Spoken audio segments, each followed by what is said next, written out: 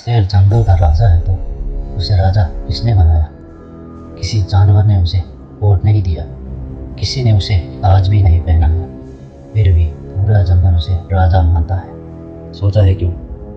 क्योंकि शेर की असली ताकत उसकी पंजों पर नहीं, उसकी सोच में होती। आज मैं शेर की 5 आदतें तो मैं से बताता हूँ। अगर आप 2-3 दिन से शामिल कर सकते हो, शायद आपकी नज़रिया और जिंदगी दोनों बदल जाए। पहला नियम, भीड़ का पीछा मत करो। एक बार जंगल में अचानक एक भेड़ दौड़ने लगी। उसे देखकर दूसरी भी दौड़ी, फिर तीसरी। कुछ ही सेकंड में पूरा झुंड भागने लगा। किसी को नहीं पता था खतरा क्या है, लेकिन सब भागते रहे थे। यही भीड़ की मानसिकता होती है। लोग सोचते कम है और नकल ज़्यादा करते हैं, लेकिन शेर ऐसा नहीं करता। पहले स्थिति को समझता है, फिर फैसला लेता है।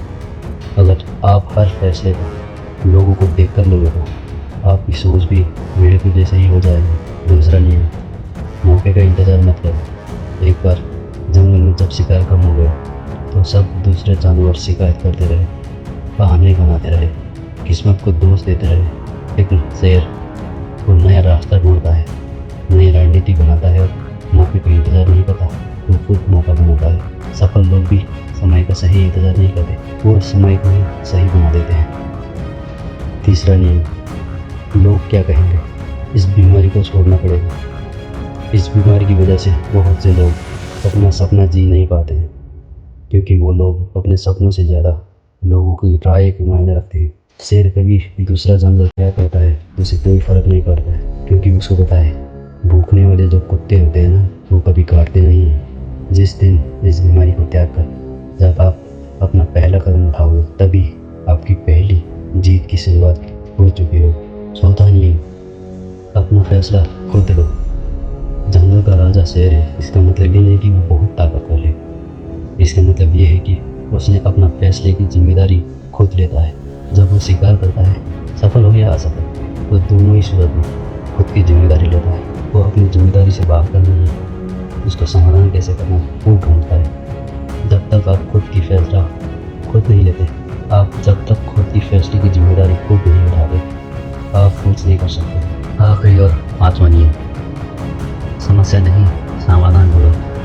जंगल में पानी सूख गया तो, बारिश नहीं हुआ तो बहुत जानवर शिकायत करते हैं, आखिर हम ही क्यों, वो रोने लगते हैं। लेकिन शेर कभी ऐसा नहीं करता। वो नया रास्ता ढूंढता है, नई जगह जाता है, नई जरिया बनाता है, आखिरकार उसको सफलता मिलता ही है।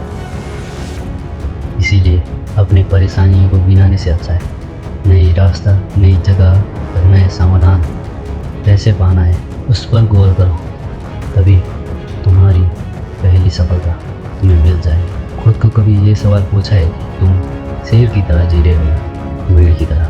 अगर जवाब शेर की तरह है तो तुम कामयाब हो।